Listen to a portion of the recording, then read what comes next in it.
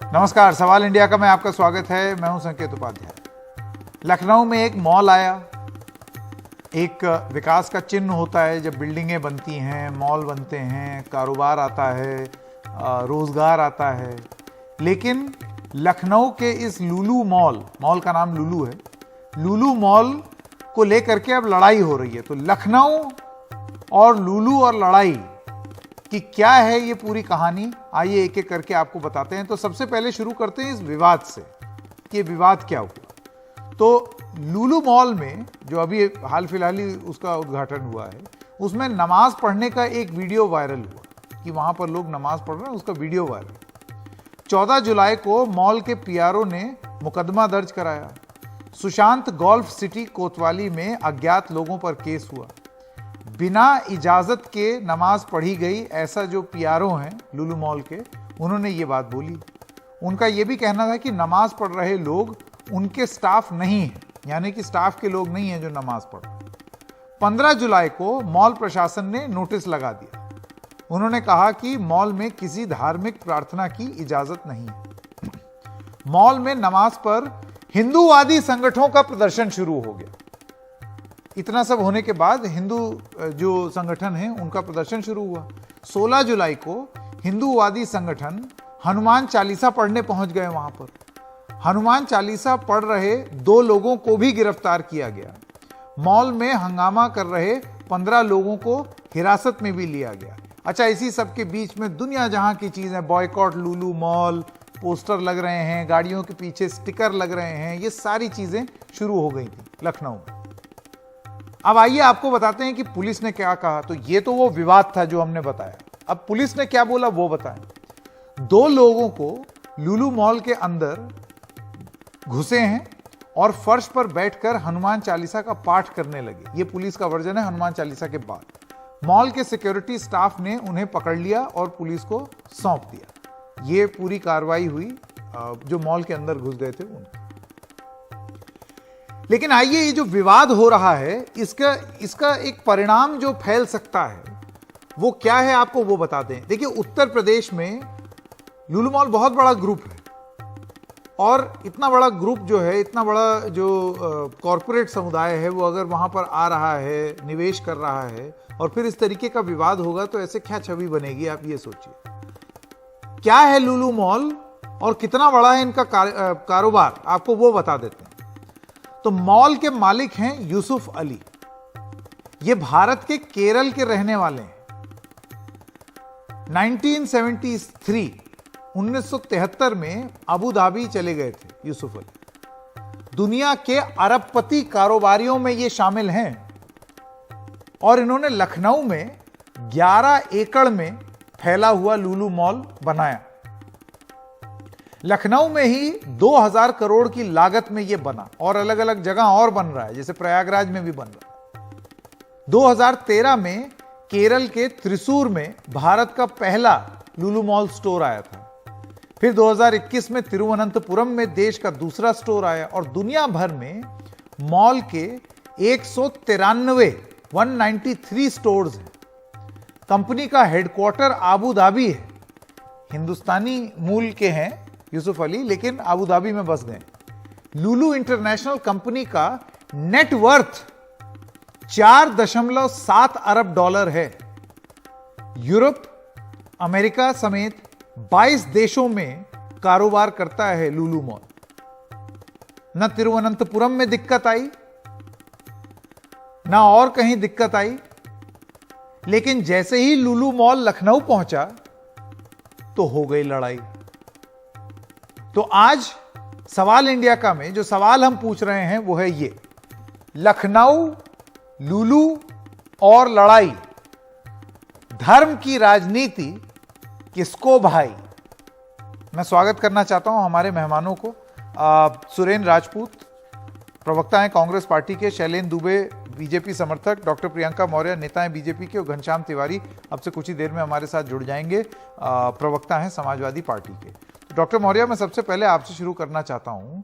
ये डॉक्टर मौर्य के पास जाएंगे, उनका वीडियो चला गया, अभी थोड़ी देर में जाते हैं। शैलेंद्र दुबे, आपसे शुरू करते हैं। जरा आप मुझे ये बताइए शैलेंद्र जी कि ये जो एक किस्म की स्थिति खड़ी हुई है, इससे किसको लाभ मिल रहा है? मैं यूपी को तो लाभ पहुंचते हुए देख नहीं रहा हूं, क्योंकि इस तरीके की अगर हरकत होगी तो फिर ठीक है, जिसने निवेश कर दिया है तो कर दिया है, जो और लोग निवेश करना चाहेंगे उनको हम क्या छवि दिखाएंगे यूपी की? कि ये कि यहां नया मॉल आया नहीं कि इस पे हनुमान चालीसा और नमाज की लड़ाई शुरू हो गई। देखिए, इसके दो पहलू हैं संकेत जी। सबसे पहले जो आपने फैक्ट्स रखे, तो लुलु ग्रुप ने अब तक ये 5वां मॉल है देश के अंदर। शुरुआत उन्होंने त्रिशूर से की और 2 अन्य मॉल उन्होंने कोचीन के अंदर, तिरुवनंतपुरम के अंदर जो 3 मॉल केरला में बनाए और चौथा मॉल उन्होंने बनाया आपका बैंगलोर में। रहा प्रश्न इस बात का कि उत्तर प्रदेश के मुख्यमंत्री इस मॉल के उद्घाटन में जो है शामिल हो गए, तो कहीं ना कहीं सरकार का जो एक जिम्मेदाराना रवैया है वो तो शुरुआत से दिखाई देता है कि मान लीजिए कोई भी बड़ा जो है बिजनेस हाउस है, अगर वो अपना व्यापार करने के लिए किसी भी प्रदेश में आ रहा है, बात उत्तर प्रदेश की हो रही है, तो वहां के प्रदेश के मुख्यमंत्री के द्वारा जो है उसके उद्घाटन में शामिल होकर इस बात को बल मिलता है कि वो कहीं ना कहीं कोई भी जो कॉर्पोरेट हाउस है वो तर्कसंगत तरीके से और नियमों का पालन करते हुए अगर व्यापार करना चाहता है तो उसका स्वागत है। अब विषय आता है कि इस तरह का जो ये प्रसंग आया है, तो उसमें जब ये वीडियो संज्ञान में आता है उसके बाद तुरंत कार्रवाई होती है। जो मॉल प्रशासन जब उसको नोटिफाई करता है और पुलिस, अभी चूंकि मामला अभी इन्वेस्टिगेशन इज गोइंग ऑन, तो हमें इंतजार करना चाहिए। मेरा मानना यह है कि उसमें फैक्ट्स आने चाहिए कि क्या ये वास्तव में कोई साजिश है जिसके तहत मॉल अभी उद्घाटन हुए उसका मेरे ख्याल से 1 हफ्ता भी नहीं गुजरा है और उसके बाद इस तरह की जो छवि बनाने का प्रयास जो है, तो इसमें मेरा ये मानना है कि हमें इंतजार करने की आवश्यकता है। नहीं, पर आप नहीं मानते हैं कि ये बड़े शर्म की बात है कि एक मॉल आया, इतने 1000 करोड़ रुपए का निवेश हुआ, और लुलु जो ग्रुप है उसके बारे में हम जानते हैं वो भारत से कितना मटेरियल सोर्स करते हैं, भारत को कितना वो कंपनी दे रही है वापस, और ऐसे में कंपनी को एक ये ऐसी चिट्ठी लिख देनी पड़ रही है ये बताने के लिए कि नहीं भाई, हमने जो स्टाफ हमने रखा है उसमें 80% हिंदू हैं, बाकी और समुदायों के हैं। देखिए क्या है, ऐसी नौबत क्यों आए? और अगर ऐसी नौबत आ रही है, इसको आप दुर्भाग्यपूर्ण नहीं मानते? दुर्भाग्यपूर्ण है, इसमें कोई किंतु परंतु नहीं है, लेकिन आपको प्रारब्ध में जाने की आवश्यकता है। अगर मैं ये विषय पे बात करूं तो ये जो विषय है ना, अगर आप सीधे तौर पे कहेंगे कि अगर जो हिंदू वर्सेस मुस्लिम होता है, तो ये विषय तो आजादी के समय से चला रहा है, इसको आप जो इग्नोर नहीं कर सकते। चाहे भले ही सांकेतिक तौर पे आप कहें कि नहीं हिंदू मुस्लिम हम नहीं करेंगे, लेकिन आप जो चाहते न चाहते हुए भी आपको उस पर बात करनी पड़ेगी। उसका कारण है, मैं बड़े खुले तौर पर इस बात को कहता हूं, यदि एक पक्ष जिसके मूल में हिंसा और विस्तार है वो लगातार उन गतिविधियों को जारी रखने का प्रयास करता है, तो आप चाहते न चाहते हुए भी उसको जो है आपको, ये एक अजीब सी बात है ना। एक सेकंड शैलेन जी, यहां पर ये तो खुले मंच से आप नफरत फैला रहे हैं। अगर आपको मुझे आपने बोला एक पक्ष, यानी कि एक पूरे समुदाय को आपने राइट ऑफ कर दिया। एक पक्ष से मेरा कहने का आशय जो है समुदाय को पूरा, वो आपके शब्द हो सकते हैं, मेरा कहने का मतलब है कि जो तमाम वो घटनाएं लीजिए आप, उसमें मान लीजिए हर व्यक्ति को अभिव्यक्ति की आजादी है, लेकिन अगर मैं मान लीजिए आपको कुछ बात कहता हूं तो आपको ये तो फ्रीडम नहीं है ना कि आप मेरा गला काट देंगे। हाँ, ये कौन परमिट? मॉल में कौन गला काट रहा था? नहीं, मॉल की बात नहीं है। मैं वही कहा ना, मैंने जो शुरुआत की है कि आपको इन्वेस्टिगेशन नहीं, तो मुझे वही तो इन्वेस्टिगेशन आप कह रहे हैं, इन्वेस्टिगेशन के लिए रुकिए, आप खुद ही नहीं रुक रहे हैं, आप गला वाला काटने तक पहुंच गए। यहां लुलु मॉल में किसने किसका गला रेत दिया भाई? देखिए सुनिए, मैंने कहा विषय संज्ञान में आया है, संज्ञान में आने के बाद हमें इन्वेस्टिगेशन का इंतजार करना चाहिए। अगर लेट द फैक्ट्स कम, अगर फैक्ट्स मान लीजिए साजिश कोई होती है, प्रशासन उस पर कार्रवाई करेगा। और जो आप प्रश्न खड़ा कर रहे हैं कि क्या सरकार संवेदनशील है या नहीं है, तो सरकार का मुखिया उद्घाटन समारोह में शामिल होकर इस बात की प्रामाणिकता को सिद्ध करता है। मेरा बस एक कहना, देखिए सुनिए मेरी बात, ऐसा सुरेंद्र राजपूत जी, अब मैं आपके पास आना चाहता हूं और मैं आपसे ये पूछना चाहता हूं, देखिए सरकार कितनी गंभीरता से इस मामले को ले रही है, इसको ये सोच करके ऐसे नजरअंदाज कर देना। अब घनश्याम तिवारी भी हमारे साथ आ गए, ऐसे नजरअंदाज कर देना कि एक छोटी सी एक प्रकरण है, इसको ज्यादा तूल ना दिया जाए, साइड कर दिया जाए, सोचा ना जाए, ऐसे चलेगा नहीं। क्योंकि होगा क्या कि जिस तरीके से वो कैंपेन बनाया गया, गाड़ियों में पोस्टर लगे, एक पूरा सोशल मीडिया पर एक बड़ा सॉलिड कैंपेन था, मॉल को आकर के अगर यह बोलना पड़े, हफ्ते भर पुराने मॉल को जिसने इतना भारी निवेश किया है उत्तर प्रदेश में कि हमारे यहां इतने प्रतिशत हिंदू हैं, इतने प्रतिशत और धर्म के हैं, यह आपको नहीं लगता है बहुत ही खराब छवि देता है? और ऐसे में सरकार की नीयत क्या है वो इस बात से तय होगी कि आप कार्रवाई कितनी जल्दी और कितनी तुरंत और कितनी सही करते हैं। आपने उद्घाटन किया, फीता काटा, वो सब ठीक है, इस प्रकरण के बाद आपने कार्रवाई क्या की? सुरेंद्र राजपूत। संकेत भाई, कहते हैं ना कि इकबाल बड़ा मनमोहक है, मन बातों से मोह लेता है, गुफ्तार का गाजी बन तो गया, किरदार का गाजी बन न सका। असल बात, भारतीय जनता पार्टी, उनका शासक वर्ग, उनके मुख्यमंत्री, प्रधानमंत्री, ये सब गुफ्तार के गाजी हैं। ये लोग फीता काटेंगे, ये लोग बड़ी बड़ी बात करेंगे, सबका साथ, विश्वास, ये वो, लेकिन जब मूल में आते हैं तो मूल में इनके कहीं ना कहीं सांप्रदायिक विद्वेष है और कट्टरपन है। और कट्टरपन, ये दूसरे के कट्टरपन को दिखा करके अपने कट्टरपन को कहीं ना कहीं ये जायज ठहराने की कोशिश करते हैं। इनके लोग, इनके समर्थक पहले ऐसा काम करेंगे और उसके बाद उसको जायज ठहराने की बात करेंगे, और वो भी टीवी पर बैठ करके दुख होता है इस बात पर कि जिस जगह पर जो प्रदेश पूरे देश की नेशनल एवरेज इनकम का आधा हो, वहां की नेशनल एवरेज इनकम 90,000 रुपए और हमारी मात्र 48,000 रुपए है, अगर वहां पर कोई 2,000 करोड़ का निवेश कर रहा है, उसको, उसके मॉल को, उसके सामान को हिंदू मुसलमान करने के जो लोग कुत्सित प्रयास कर रहे हैं, वो कहीं ना कहीं उत्तर प्रदेश के दुश्मन है, देश के दुश्मन है, सांप्रदायिक सौहार्द के दुश्मन है। और सबसे बड़ी बात, इनके ऊपर कार्रवाई समय से न करके कहीं ना कहीं शासन और प्रशासन भी कटघरे में खड़ा होता है। मैं तो आपको एक छोटी सी बात बता रहा हूं, आप छोटी सी एक बात संकेत भाई देखिए कि उत्तर प्रदेश में कितनी मुश्किल से तो निवेश आता है, और उसके बाद आपने एक बड़ी बहुत स्पष्ट रूप से कह दिया कि साहब ये साजिश जो है, ये 80% हिंदू और 20% मुसलमान प्रबंधन को कहना पड़ रहा है। कितनी विवशता आ रही है प्रबंधन की, इसको भी आप देख लीजिए। लुलू की लड़ाई, यहां पर लुलू की लड़ाई नहीं है, ये फ्रिंज एलिमेंट, जो सबसे महत्वपूर्ण बात है संकेत भाई, ये जो फ्रिंज एलिमेंट है, जो अभी ये कह देंगे शैलेंद्र जी भी और भारतीय जनता पार्टी के प्रवक्ता भी कि साहब ये फ्रिंज एलिमेंट है, इनसे हमें कोई मतलब नहीं, लेकिन ये फ्रिंज एलिमेंट अब सरकार के संरक्षण में चल रहे थे और अब सरकार के से बाहर हो गए। अब ये लोग सरकार चला रहे हैं, फ्रिंज एलिमेंट सरकार चला रहे हैं, वो सरकार को तय करते हैं कि साहब आपको क्या करना है और क्या नहीं करना है। जैसे गौ गुंडों ने किया था, गौ हत्या के नाम पर कितने लोगों को मारने की बात की, प्रधानमंत्री ने उसके बाद एक शब्द बोला और उसके बाद गौ गुंडे बंद हो गए। इसी तरीके से हम पिछले 2 महीने से चिल्ला रहे हैं, पूरी कांग्रेस कह रही है, पूरा देश कह रहा है कि प्रधानमंत्री जी कट्टरपन पर चुप्पी तोड़िए, लेकिन 2 महीने हो गए हैं, राजस्थान की घटना, अमरावती घटना, लुलू मॉल की घटना, प्रधानमंत्री जी एक शब्द नहीं बोल रहे हैं इन फ्रिंज एलिमेंट। घनश्याम तिवारी, नुपुर शर्मा पर एक शब्द नहीं बोला उन्होंने। घनश्याम तिवारी, मैं आपके पास आना चाहता हूं। देखिए, मैं 5 सेकंड दे दीजिए। आपने इसमें एक लार्जर पॉइंट रखने की कोशिश की है सुरेंद्र राजपूत जी, लेकिन देखिए, सिर्फ अगर उत्तर प्रदेश के संदर्भ में बात की जाए, आप मुझे बताइए घनश्याम तिवारी, निवेश आ रहा है और ये सरकार के कार्यकाल में ये निवेश आया है, यानी कि सरकार के लिए बहुत जरूरी है ये छवि, सरकार के खुद के इंटरेस्ट में है ये दिखाना कि देखो हम इतना निवेश लाए, इतना बड़ा, एशिया का सबसे बड़ा मॉल बना डाला और ये किया वो किया। और ऐसे में अगर इस तरीके की कार्रवाई होती है तो आपको लगता है वो कार्रवाई संतोषजनक है? जो प्रशासन ने जिस तरीके के कदम उठाए हैं इस विवाद के बाद, वो संतोषजनक है या अभी और कदम उठाने चाहिए, क्योंकि छवि खराब जाएगी? नमस्कार आपको, मेरे को पैनलिस्ट को, दर्शकों को।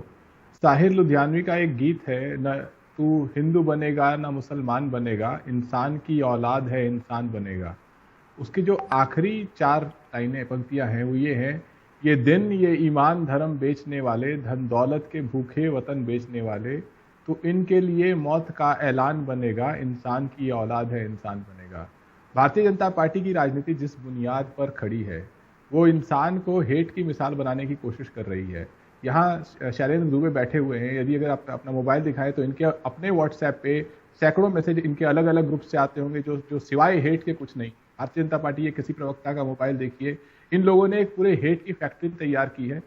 जिस हेट की फैक्ट्री में मीडिया के बड़े बड़े स्वयं प्रभावशाली माने जाने वाले एंकर्स भी शामिल हैं, और इनका काम है कि प्रतिदिन देश के ड्राइंग रूम्स में देश की जनता के सामने हिंदू मुसलमान की गुस्सा और नफरत भरी बहस दिखाते रहिए और एक ऐसा माहौल तैयार कीजिए कि किसी भी व्यक्ति के लिए आसान हो कि कहीं भी जाकर के नफरत की एक नई मिसाल पैदा कर देना।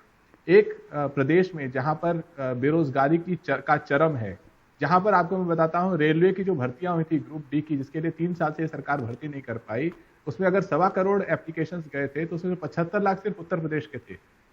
ये जो अग्निवीर जिस तरीके से युवाओं के भविष्य को ये लोग अंधकार में झोंक रहे हैं, उसमें सबसे ज्यादा एप्लीकेशन उत्तर प्रदेश से आई, क्योंकि उत्तर प्रदेश का युवा रोजगार मांगता है।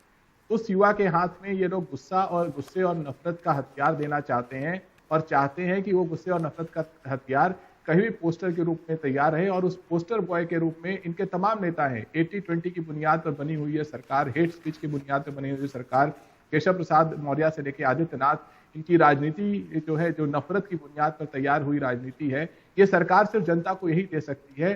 दुख ये है कि समूची भारतीय जनता पार्टी इसको अपनी विजय मानती है, जीत मानती है, और अगर कोई घटना हो जाती है और अगर कोई चीज देश विदेश में भारत की बदनामी कराती है, जिस तरीके से भारतीय जनता पार्टी के प्रवक्ता के बयानों ने कराया, तब जाकर के ये एक कदम पीछे हटते हैं। लेकिन अगर ये शैलेंद्र जी, तो जो मुझे समझ में आ रहा है, जरा आपका जवाब ले लें, आगे बढ़ो और नई नफरत की बुनियाद तैयार करो। देखिए, घूम फिर के बात इसी चीज पर आकर के अटकती है कि आप कितनी प्रबल रूप से कार्रवाई कर ले जाएंगे और क्या एक्शन लेंगे, उस पर डिपेंड करता है, उस पर निर्भर करेगा कि आप जो बोल रहे हैं वो सही है या नहीं। लेकिन अगर एक्शन ठीक से नहीं हुआ तो आपको नहीं लगता राजनीतिक रूप से ये बल मिल जाएगा कांग्रेस को और समाजवादी पार्टी को ये कहने के लिए कि चुनाव के वक्त जब 80-20 बोला गया, अभी हाल फिलहाल जब एक वर्ग की आबादी की बात की गई, तो वो एक राजनीतिक प्रयोग है जो कि वहां पर दिखाई दे रहा है। भले ही योगी आदित्यनाथ फीता काट दें, लेकिन वो राजनीतिक प्रयोग अभी भी चल रहा है। संकेत जी, देखिए क्या है कि पैनल पे अभी हम 4 व्यक्ति बैठे हुए हैं और पक्ष रखने के जो 2 तरीके होते हैं। प्रतीकात्मक तौर पर प्रत्येक व्यक्ति ये क्लेम कर सकता है कि मैं ज्यादा धर्मनिरपेक्ष हूं तुलनात्मक दूसरे व्यक्तियों के, लेकिन उसका निर्धारण किस तरह होगा? आपके क्रियान्वयन से होगा। सरकार के द्वारा जितने भी कार्यक्रम या जितनी भी नीतियों का निर्धारण किया जा रहा है, जिसमें जैसे एज ए नैरेटिव सबका साथ, सबका विकास, सबका विश्वास, तो सरकार के किसी भी प्रतिनिधि के द्वारा किसी भी वर्ग विशेष को तो संबोधित नहीं किया जा रहा कि आपको ज्यादा मिलेगा या आपको कम मिलेगा।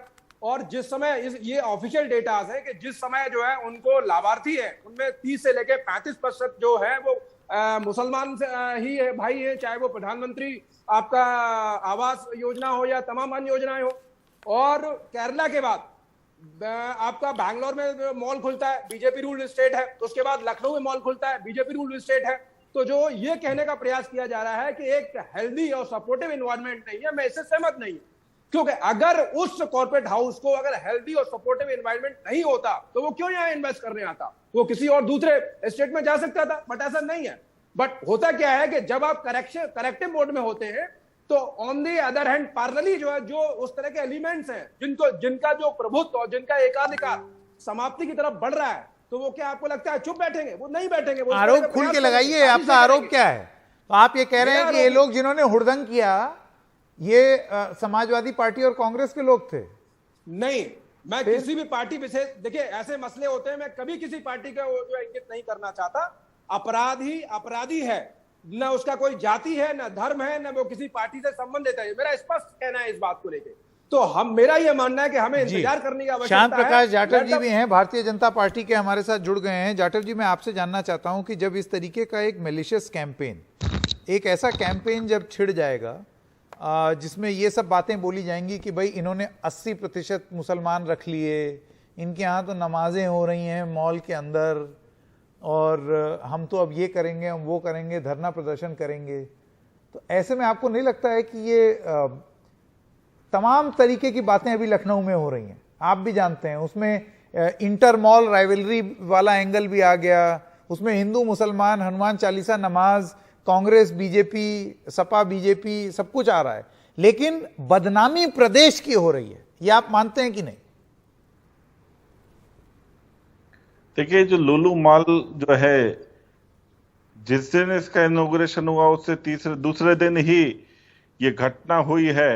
और मैंने अभी पीछे भी आपसे एक डिबेट में अभी बात हो रही थी, तो मैंने एक बात कही थी कि जो लोग वहां पर नमाज पढ़ रहे हैं वो डेलिबरेटली नहीं पढ़ रहे, जानबूझ करके नहीं, क्योंकि उन्होंने किसी तरीके से विरोध नहीं हुआ, ना ही किसी तरीके से दूसरे दिन भी कोई नमाज पढ़ने की कोशिश की गई है।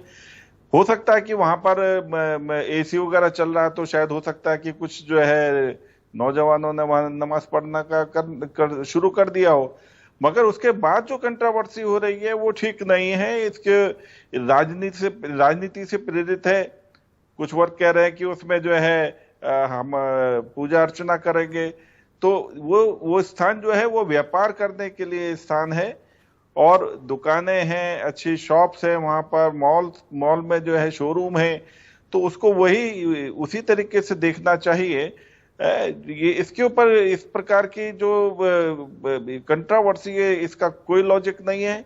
और लुलु मॉल जो है, जिस तरीके से मैंने इसका बैकग्राउंड भी देखा कि देश के अतिरिक्त दुनिया में इनके अच्छे मॉल बने हुए हैं। यही मैं सवाल पूछ रहा हूं ना आपसे। आप ये बताइए, वो त्रिशूर में खुला, त्रिवेंद्रम में खुला, यहां लखनऊ आते आते हिंदू मुसलमान हो गया मॉल में भी।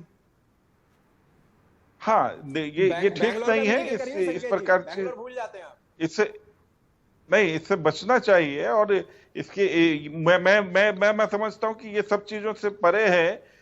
एक अच्छी इंडस्ट्री है, इसका मैंने पूरा देखा है, तो ये कंपनी की तरफ से नहीं है। मुझे लग रहा है कि पॉलिटिकल लोग हैं या दूसरे लोग जो पॉलिटिक्स को जो पुष्ट करने के लिए काम करते हैं, कोई भी हो सकते हैं, वो किसी भी पार्टी के हो सकते हैं। ऐसे में तो वो लोग काम कर रहे हैं, वो सरकार कितनी सख्ती से पेश आ रही है, वो इस चीज पर निर्भर करेगा कि आप एक्शन क्या लेंगे। तो आपको लगता है वो एक्शन हो रहा है?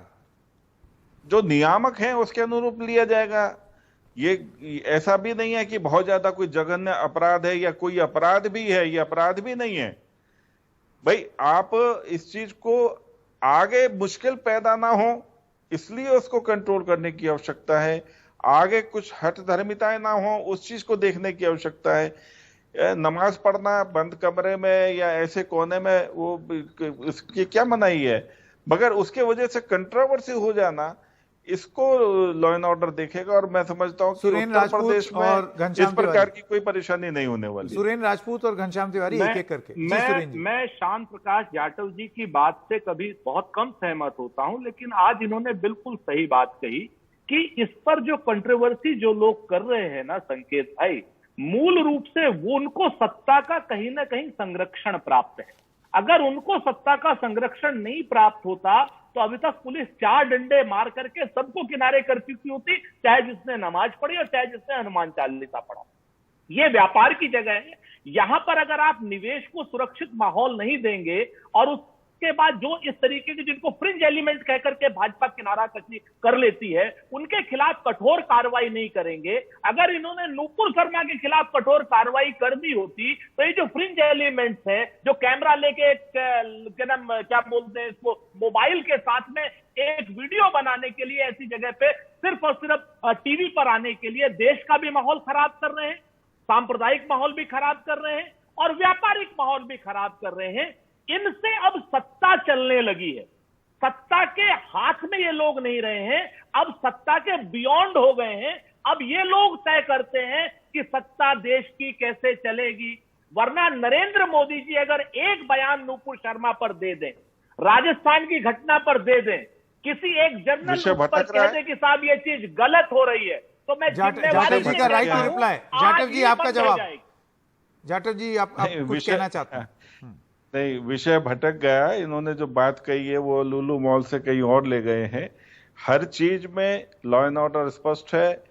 भारतीय जनता पार्टी और हमारी जो सरकारें, दोनों प्रदेश में भी और केंद्र में भी, किसी भी प्रकार की अनियमितता या इस प्रकार के जो कृत्य हैं उनको बिल्कुल भी सपोर्ट नहीं करती। जिस तरीके से आपने कहा सत्ता का आश्रय है, तो ऐसा बिल्कुल नहीं है। नूपुर शर्मा पकड़ी गई और ना ये अपराधी पकड़े गए। देखिए, नूपुर शर्मा भी पकड़ी जाएंगी और साथ साथ वह लोग भी पकड़े जाएंगे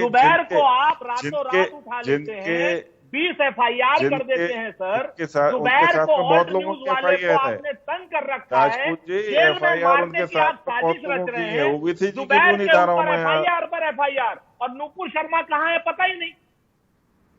इससे माहौल खराब होता है। धाराओं में ओवैसी जी की भी उन्हीं धाराओं में ही FIR है, सब अरेस्ट होंगे, आप चिंता मत करो। उनको भी गिरफ्तार कीजिए, क्यों नहीं करते? वो तो हाँ, सब होंगे। मैं तो कहता हूँ हाँ, अभी हम लुलु मॉल पर बात करते हैं।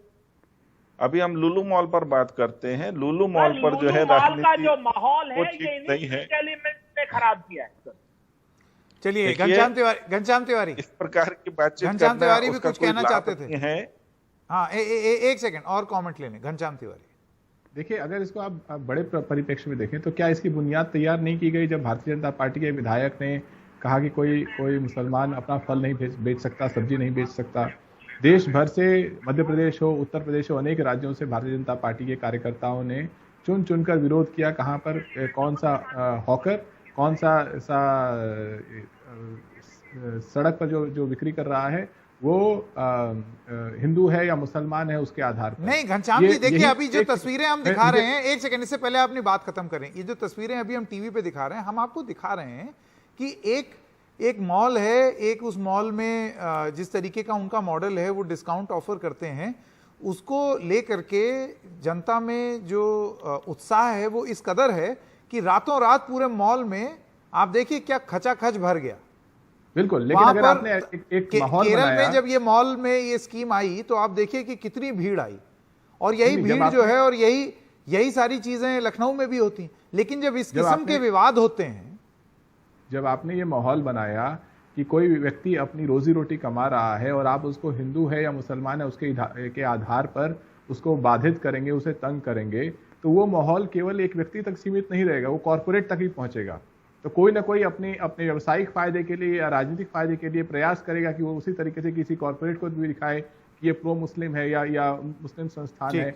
आखिर इस देश में भारतीय जनता पार्टी ने, प्रधानमंत्री से लेकर अन्य नेताओं ने एक माहौल बनाया, कौन कैसा कपड़ा पहनता है उसके हिसाब से हिंदू मुसलमान, कौन क्या खाता है उसके हिसाब से हिंदू मुसलमान, कौन क्या व्यवसाय कर रहा है उसके हिसाब से हिंदू मुसलमान, कौन किस विषय विद्यालय में पढ़ रहा है, कैसे बैठ करके अपनी पूजा अर्चना कर रहा है या खुदा को याद कर रहा है, उसके हिसाब से हिंदू मुसलमान। अंत में ये आर्थिक संस्थानों तक भी पहुंचेगा।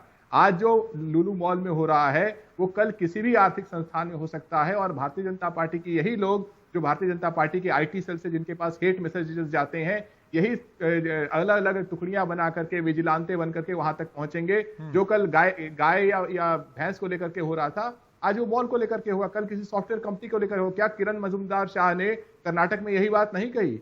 ये लोग किसी भी व्यक्ति, चाहे किसी भी व्यक्ति, किसी भी संस्थान, किसी भी स्थान को हिंदू मुसलमान बना करके उसके ऊपर नफरत की राजनीति कर सकते हैं। इसी के चलते ये सरकार है। शैलेंद्र जी का जवाब। संकेत जी, मैं शैलेंद्र जी की बात तो जो मैं समझ पा रहा हूं, घनश्याम तिवारी जी का ये कहना है कि ये इसको आप ऐसे अकेले आइसोलेटेड हादसे की तरह ना देखें, ये एक जो माहौल बना उसी के चलते हुआ है। नहीं, मैं इससे सहमत नहीं हूं। अभी इन्होंने अपने जो संबोधन में दो तीन चीजें रखने का प्रयास किया, मैं उनके तार्किक जो है मतलब काउंटर दे दूं। इन्होंने बात की कि जो संस्थानों में, अगर मान लीजिए कोई भी प्रदेश की सरकार अगर किसी भी संस्थान में जहां बच्चे बिल्कुल अबोध होते हैं, बिल्कुल जो है कच्चे जो है उम्र के बच्चे आते हैं, अगर उनको ड्रेस कोड इंप्लीमेंटेशन की बात की जाती है तो आप उसको धर्म के चश्मे से देखने का क्यों प्रयास करते हैं? एक बात बताइए, उस संस्थान में कोई भी बच्चा आएगा, आर्थिक तौर पे मान लीजिए कमजोर वर्ग से संबंधित है, तो क्या आप चाहते हैं कि एक बच्चा जो आर्थिक तौर पे जो सबल परिवार से आता है उसमें जो भेद दिखाई दे आपको? जो आपको वहां क्यों दिखाई दे रहा है? ठीक, आप सब लोगों का बहुत बहुत धन्यवाद। घनश्याम तिवारी, सुरेंद्र राजपूत, शैलेंद्र दुबे और शांत प्रकाश जाटव हमारे साथ जुड़ने के लिए। एक ब्रेकिंग न्यूज अभी आ रही है, आइए आपको वो बता दें। दिल्ली में जवान ने 3 साथियों को गोली मारी है और 2 जवानों की इसमें मौत हो गई है और एक जख्मी हो गया है। मुकेश सिंह सेंगर हमारे साथ जुड़ गए। मुकेश, क्या जानकारी है हमारे पास? देखिए संकेत, दिल्ली का जो हैदरपुर इलाका है वहां पर हैदरपुर ट्रीटमेंट प्लांट है। ये वाटर ट्रीटमेंट प्लांट है जिसमें सिक्किम पुलिस के जवान सुरक्षा देते हैं। अभी कुछ देर पहले जानकारी मिली कि सिक्किम पुलिस के जवानों के बीच में आपस में कुछ कहासुनी हो गई। उसके बाद एक जवान ने फायरिंग कर दी है जिसमें 3 जवानों को गोली मारी है। इस फायरिंग में सिक्किम पुलिस के 2 जवानों की मौत हो गई है, जबकि एक जवान घायल है। जो आरोपी जवान है जिसने फायरिंग की है, उसने फायरिंग करने के बाद पुलिस थाने में सरेंडर कर दिया है। आगे अभी और क्या डिटेल है ये साफ नहीं है, लेकिन कहा जा रहा है कि आपसी कहासुनी के बाद सिक्किम पुलिस के एक जवान ने अपने ही 3 साथियों को गोली मार दी, जिसमें 2 लोगों की मौत हो गई है और एक जो घायल है उसको दिल्ली पुलिस हॉस्पिटल ले गई है, जहां पर उसका इलाज चल रहा है। तो अभी और इसमें क्या डिटेल है, क्या वजह है, ये साफ नहीं है। और लेकिन गोली मारने के बाद जो आरोपी है वो थाने पहुंच गया और उसने खुद को सरेंडर कर दिया है। शुरुआत में जानकारी मिली है कि आपसी कहासुनी के बाद ये पूरी फायरिंग हुई है। संकेत। मुकेश, इस जानकारी के लिए आपका बहुत बहुत धन्यवाद। एक छोटे से ब्रेक के लिए रुक रहे हैं, अभी हाजिर होगा।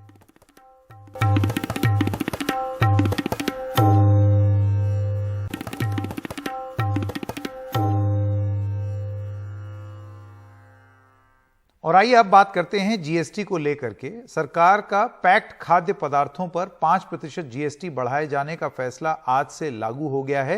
यानी अब चावल, आटा, गेहूं, मैदा, सूजी, दही, छाछ, लस्सी और अन्य प्री पैक्ड अनाज, बीज लेने के लिए आपको अधिक कीमत चुकानी होगी। हालांकि सरकार ने इस फैसले का व्यापारी वर्ग विरोध कर रहा है।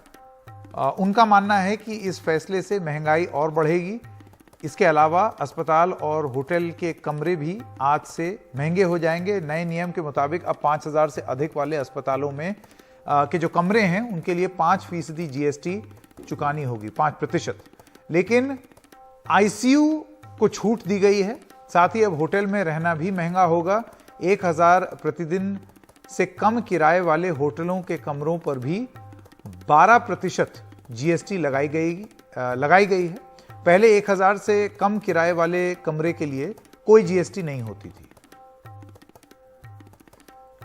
इस बहस के लिए मैं स्वागत करना चाहता हूं सुरेन राजपूत और शांत प्रकाश जाटव जी का, हमारे साथ जुड़ गए हैं। मैं सबसे पहला सवाल सुरेन राजपूत जी आपसे ये पूछना चाहता हूं। देखिए, आपकी पार्टी जो है कांग्रेस पार्टी, इसका विरोध कर रही है, गब्बर सिंह टैक्स बुला रही है। एक सवाल मेरे मन में ये है कि देखिए, जीएसटी काउंसिल जब कोई फैसला लेती है तो ऐसा नहीं है कि वो अपने मन से ले ले। ये फैसले जो हैं ये बाकायदा राज्य की सरकारें उसमें इस फैसले में सम्मिलित होती हैं, शामिल होती हैं। वो जब हाँ बोल देती हैं तब ये सब फैसले होते हैं। ऐसे में मैं आपसे पूछना चाहता हूं कि जब ये हो रहा था तब इसके बारे में बात क्यों नहीं हुई? संकेत भाई, कहते ना कि भाजपा इस कदर आवाम पर एहसान करती है, वो आंखें छीन लेती है और चश्मेदान करती है। आपको भी बता दिया जाता है चश्मा लगा करके हमारे पास 2 मुख्यमंत्री हैं, ठीक, हम वहां पर विरोध करते हैं। 18 मुख्यमंत्री भारतीय जनता पार्टी के पास में, इनके सहयोगी लोगों के पास में है। तो सच बात यह है कि जब सर्वानुमति नहीं होती है तब बहुमत का फैसला माना जाता है। तो जब बहुमत का फैसला माना जाता है तो निश्चित तौर पर बहुमत भारतीय जनता पार्टी का है, तो उन्हीं से बात की जाएगी।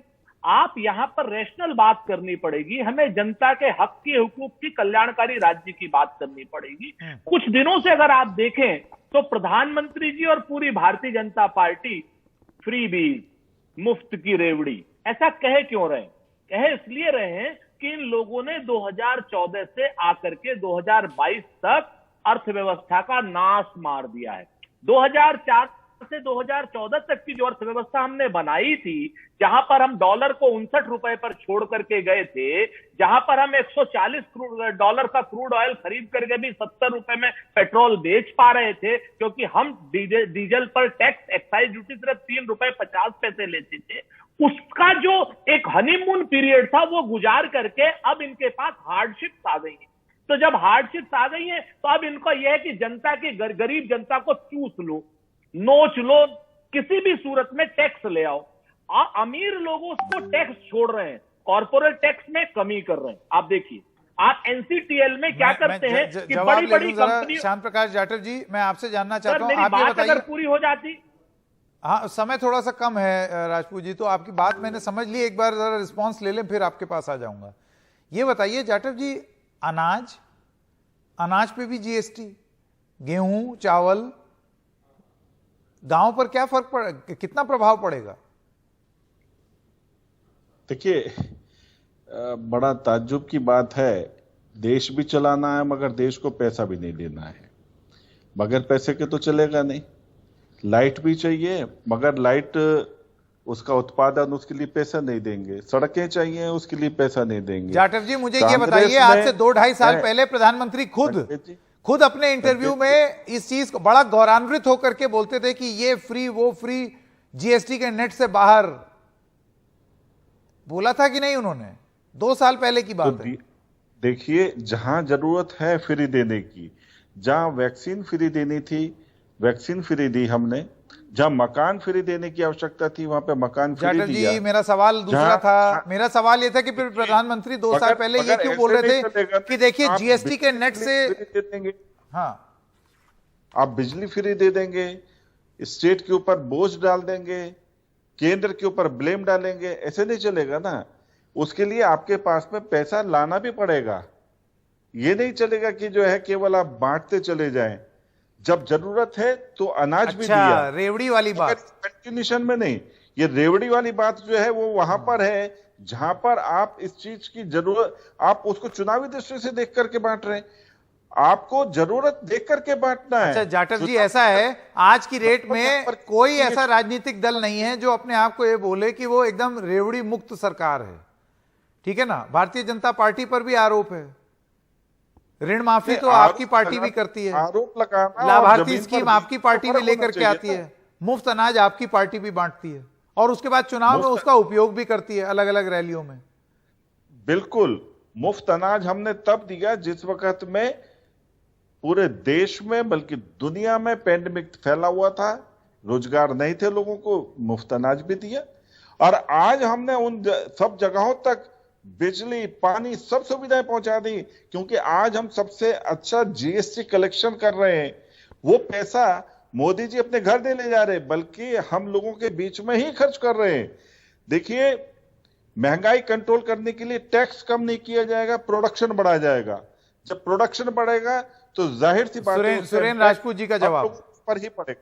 सुरेंद्र जी अब आपका जवाब। तीन बातें कहता हूं, क्योंकि शांत प्रकाश जी अच्छे इंसान है, इन्हें अपनी पार्टी को डिफेंड करना मजबूरी है। मैं आपको 3 बातें कहता हूं शांत प्रकाश जी। पैसा आपको जहां से लेना है वहां से लीजिए, कोई रोक नहीं रहा। उन लोगों को आप पैसे की और करों की छूट दे रहे हैं।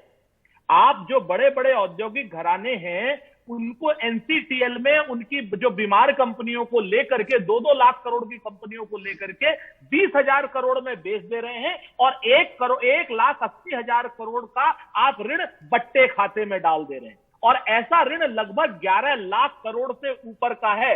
अगर यही 11 लाख करोड़ रुपए आप बड़े उद्योगपतियों से ले लेते हैं, तो आप ये जितनी फ्रीबीज की बात कर रहे हैं और टैक्स कलेक्शन की बात कर रहे हैं ना, जो आप दूध पर 12 से 18 कर रहे हैं और अनाज पर, गरीब के आटे पर आप 5% कर दे रहे हैं, जीरो से लेकर के, जो कभी जिंदगी में किसी ने सोचा नहीं था।